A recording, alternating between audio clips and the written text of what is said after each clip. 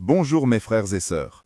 Aujourd'hui, dans cette prière matinale pour un nouveau départ, je t'invite à remettre chaque souffle de cette journée dans les mains du Père. Car lorsque tu confies ton matin à Dieu, des chemins invisibles se transforment en routes clairement tracées. Si tu restes jusqu'à la fin, tu vas recevoir une paix qui dépasse toute compréhension, une direction concrète pour tes décisions et une parole prophétique qui annoncera ouverture et rupture d'obstination. La parole nous dit de faire confiance au Seigneur de tout ton cœur et de ne pas t'appuyer sur ta propre intelligence, comme l'enseigne Proverbes 3, 5 et 6. Peut-être que tu t'éveilles aujourd'hui avec le cœur lourd, des projets en suspens, des relations tendues, un emploi qui vacille ou des espoirs retardés. Parfois, tout ce que l'on voit, ce sont des portes fermées et des calendriers qui n'avancent pas, et tu te demandes si Dieu entend encore ta voix. Écoute ceci aujourd'hui. Tout commence par une décision consciente de remettre ta matinée au Père. Fais-le maintenant avec moi. Si ce message touche déjà ton cœur, aime cette vidéo et écris Amen dans les commentaires pour marquer cette offrande. Approche maintenant, ouvre ton cœur et que la voix de Dieu parle à ton âme dans le silence de ce matin. Peut-être que tu as peur, peut-être que la fatigue te cloue au lit, peut-être que les factures te parlent plus fort que la prière, peut-être que les relations familiales sont tendues et que tu redoutes une conversation aujourd'hui. Peut-être que tu as essayé encore et encore et que les réponses semblent en retard. Peut-être que tu as reçu une mauvaise nouvelle hier soir et tu ne sais pas comment avancer. Peut-être que la solitude pèse et que le courage manque. Peut-être que tu as besoin d'une guérison pour ton cœur ou d'une réconciliation pour ton cœur. Peut-être que tu portes le poids du passé comme un sac trop lourd. Je vois tes craintes et je veux les nommer avec toi, parce que nommer, c'est commencer à libérer. Pose-toi une question simple maintenant. Si Dieu ouvrait une nouvelle porte aujourd'hui, que changerait cela dans ta journée, dans ta famille, dans ton travail, dans ta foi? La réponse commence par un acte de foi, ouvrir la main et laisser Dieu prendre la conduite. L'Écriture affirme des vérités qui fondent notre espérance. Dans Luc 7, 11 à 15, nous lisons la scène où Jésus se tient face à la procession funéraire et dit à la mère « Lève-toi et ne pleure plus ». Dans Marc 10, 46 à 52, Bartimée crie et reçoit la vue et une nouvelle place. Dans Apocalypse 3, 8, le Seigneur dit « Voici, j'ai mis devant toi une porte ouverte que nul ne peut fermer ». Dans Ésaïe 55, 11, la parole envoyée ne revient pas à Dieu sans effet. Ces passages ne sont pas des histoires anciennes sans rapport. Ils arent des indices de la manière dont Dieu agit aujourd'hui lorsque nous le laissons agir. La promesse biblique n'est pas théorique, elle est pratique dans ta vie. Comme il est écrit en Romains 8, 28, Dieu fait concourir toutes choses pour le bien de ceux qui l'aiment. Rappelle-toi aussi Lamentations 3, 22 et 23 qui disent que les compassions du Seigneur ne sont pas à leur terme, elles se renouvellent chaque matin. Nous sommes fondés sur cette constance. Alors, que signifie cela pour ta matinée concrètement? Cela veut dire que lorsque tu places ta journée sous la direction du Seigneur, tu te comportes comme quelqu'un qui entre dans un lieu déjà visité par la grâce. Cela veut dire que chaque rendez-vous, chaque mot échangé, chaque décision professionnelle peut se voir transformée par une présence invisible qui guide tes pas. Si tu crois cela, manifeste-le en écrivant Amen maintenant et dépose ton besoin dans les commentaires. Nous sommes une famille qui prie ensemble et nous allons porter tes demandes devant le trône. Fais aujourd'hui une décision claire, remets-moi ta journée, pas seulement en parole, mais en confiance active. Imagine ton cœur comme un volant que tu lâches pour permettre à Dieu de conduire. Jésus lui-même remontait souvent le matin pour prier avant d'agir. Il cherchait solitude et clarté. Si Jésus choisissait la prière comme premier geste de la journée, combien plus devons-nous l'imiter? Pense à la métaphore d'un GPS spirituel. Tu peux garder le volant et errer, ou tu peux donner l'adresse au Seigneur et suivre. Maintenant, prenons cette phrase avec moi en silence. Seigneur, je remets ma matinée dans tes mains, guide mes pas et ouvre les portes que tu veux que je traverse. Si tu sens la foi bouger en toi, écris Amen et partage ce moment avec quelqu'un qui a besoin d'un nouveau départ. Ne reste pas seul avec ce désir de changement. Rappelle-toi des histoires de la Bible qui nous montrent Dieu intervenant dans des situations apparemment sans issue. Souviens-toi de la veuve de Nain, dont le fils était porté au tombeau et qui vit son deuil interrompu par Jésus, comme on lit en Luc 7, 11 à 17. Imagine la poussière sur les vêtements, la chaleur du soleil sur la foule, le chuchotis des gens qui s'arrêtent, le battement du cœur d'une mère prête à recevoir l'impossible. Pense à Bartimée, assis au bord du chemin, ses doigts qui touchent l'écorce rugueuse d'un bâton, sa voix rauque qui perce la cacophonie des passants, et en réponse à ce cri, Jésus resta et l'appela. Rappelle-toi de l'officier romain qui, dans Matthieu 8,8, manifesta une foi simple et fut témoin d'une guérison. Ces récits ne sont pas seulement inspirants, ils sont didactiques. Ils nous enseignent comment appeler, comment persévérer, comment recevoir. Il y avait du bruit, des parfums d'huile, des larmes et aussi des regards surpris. Chaque détail sensoriel nous rappelle que Dieu intervient dans la matière de nos vies. Lis ces passages et laisse leur poids tomber sur ton cœur comme une pluie douce.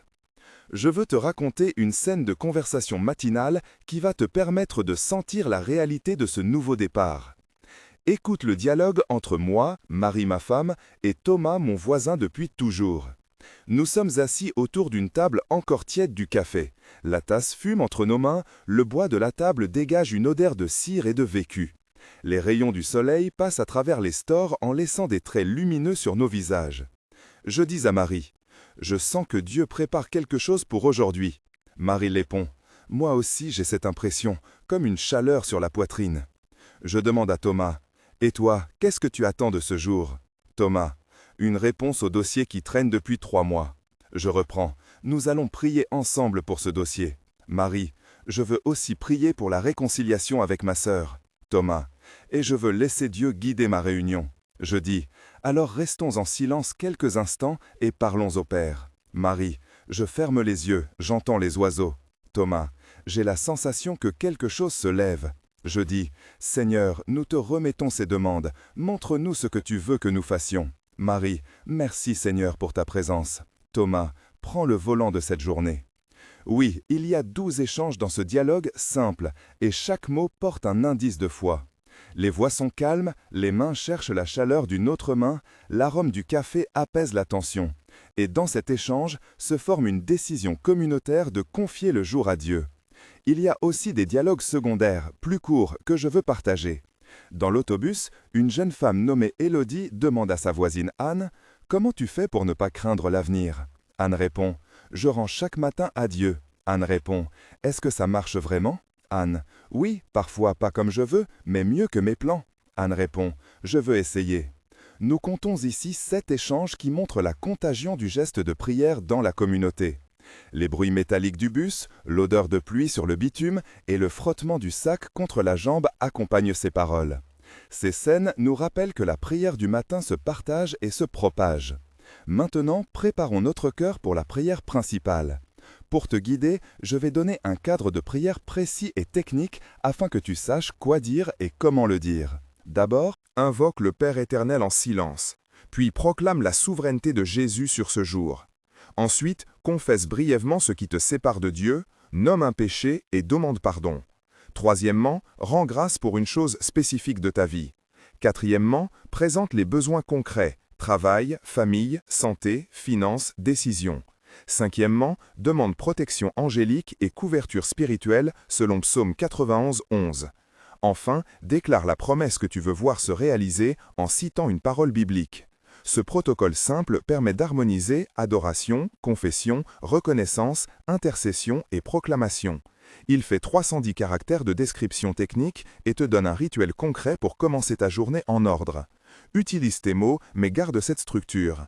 Entrons maintenant dans la prière ensemble. Père éternel, nous venons devant toi avec reconnaissance. Seigneur Jésus, nous confessons nos doutes et nos peurs. Nous déposons nos agendas serrés à tes pieds.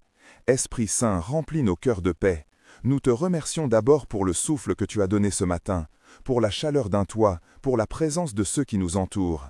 Seigneur, nous prions pour la clarté dans nos pensées, pour que chaque décision professionnelle soit éclairée.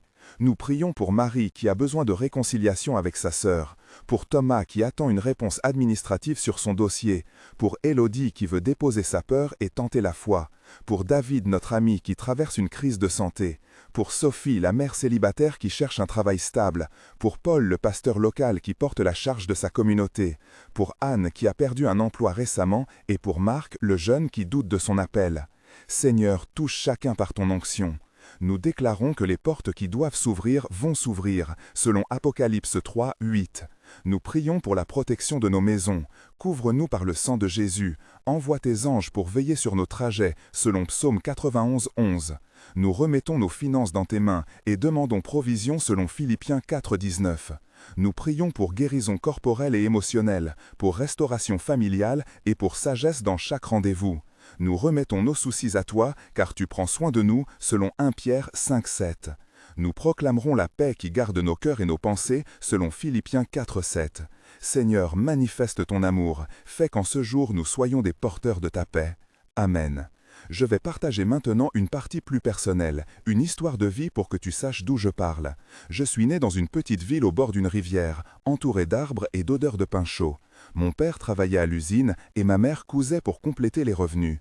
Dès l'enfance, j'ai appris à me lever tôt, à sentir la fraîcheur du matin sur la joue, à écouter le chant des poules et à attendre la lampe rouge du four. À l'adolescence, j'ai connu la réussite scolaire, mais aussi la douleur d'une perte, la disparition soudaine d'un frère aîné dans un accident. Cette perte a creusé une question de foi et a forgé une urgence intérieure de chercher Dieu. J'ai fait des études de théologie, j'ai erré dans les bibliothèques, j'ai goûté aux arômes poussiéreux de vieux livres et j'ai rencontré des mentors qui parlaient d'un Dieu fidèle malgré tout. La vie d'adulte m'a amené à des échecs professionnels, des portes fermées et des nuits entières à pleurer en silence. Mais chaque matin, même dans le chômage ou le manque, la voix de Dieu revenait comme une pluie douce et répétée. Aujourd'hui, je suis pasteur, je vis avec Marie, j'ai des amis fidèles comme Thomas et Anne, et je porte les cicatrices qui me rendent plus humain. Cette histoire personnelle n'est pas un trophée, mais un témoin que Dieu renouvelle les commencements et transforme le passé en fondation pour l'avenir. Ces paragraphes racontent mon enfance, ma formation, la perte et ma situation présente en environ 900 caractères. Maintenant, je veux ralentir et prendre 3 moments de tension que beaucoup d'entre vous connaissent et approfondir chacun pour que nous les déposions ensemble. Premier moment, la crainte d'un refus qui vient d'un entretien déterminant. Tu as préparé ta parole, tu as révisé tes chiffres, la sueur te colle au dos, ta gorge se serre, tu sens la peur comme du plomb et tu te demandes si tu vas être capable de parler avec grâce. Ce moment dure, les secondes s'étirent et ton cœur tambourine fortement. Respire maintenant. Rappelle-toi que Jésus déclarait que ta valeur n'est pas dans la réponse humaine mais dans la main du Père. Deuxième moment, la maladie chronique qui ronge patiemment ton énergie. Les symptômes flairent chaque matin comme un nuage sombre, la fatigue a une texture aiguë et les médicaments ont un goût amer. Tu as prié, as pleuré et parfois la foi vacille. Mais Abraham a attendu la promesse bien longtemps encore. Troisième moment, la rupture d'une relation qui bouleverse la maison. Le sommeil s'effrite et la parole aimante se transforme en reproche. Tu entends encore certains noms, l'odeur du repas partagé te rend mélancolique et tu as peur d'affronter la solitude. Ces 3 temps de tension demandent que l'on ralentisse, que l'on nomme la peur et que l'on la remette à celui qui guérit. Nous allons maintenant proclamer ensemble des paroles de foi. Écoute et répète mentalement. Je proclame que Dieu ouvre devant toi une porte que nul ne fermera, selon Apocalypse 3,8. Je déclare que ta clarté va augmenter, que des rencontres providentielles vont être placées sur ta route, que ton travail trouvera des solutions et que ta famille recevra paix et restauration. Je proclame que la provision arrive selon la promesse de Philippiens et que la santé se restaure selon la compassion du Seigneur. Relève-toi dans ta foi et marche comme si la porte était déjà ouverte. Déclare ces paroles avec autorité et simplicité. Le pouvoir des déclarations n'est pas dans notre éloquence, mais dans la fidélité à la parole. Voici maintenant la parole prophétique pour ce matin. J'entends le Seigneur dire ceci. Une porte que tu pensais scellée s'entrebâille aujourd'hui. Une clé que tu as perdue va apparaître dans la main d'un allié inattendu. Ce qui a été retardé est en train d'être rattrapé. Je vois une lumière dorée semblable à l'aube sur des visages fatigués.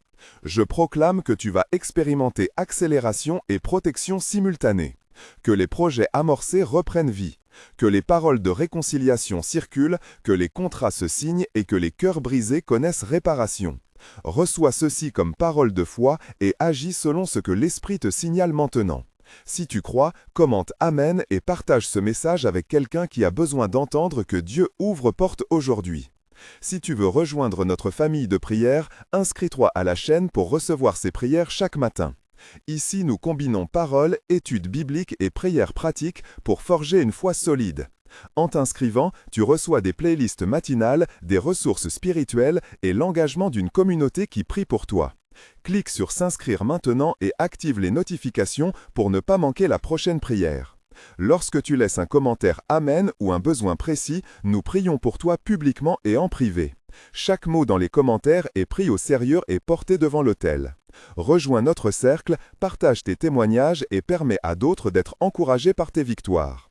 Avant de conclure, je veux te donner un épilogue temporel pour que tu saches comment mesurer la puissance de cette décision de remettre tes matins à Dieu.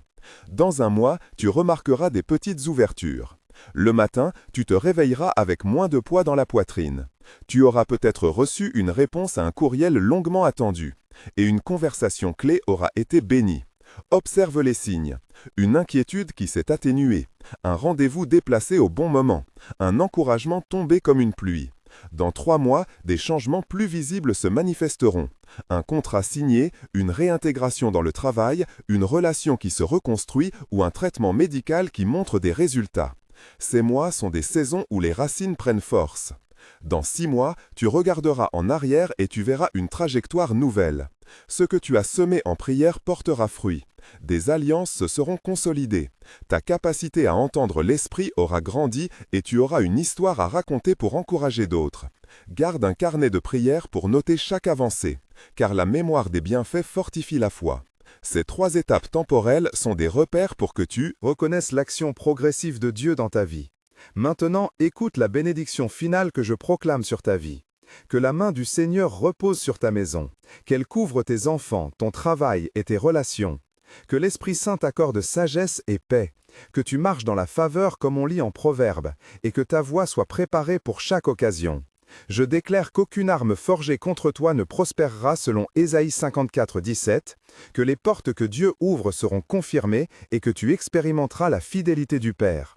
Lève la tête avec assurance, marche dans ta journée comme quelqu'un qui a été revêtu d'onction.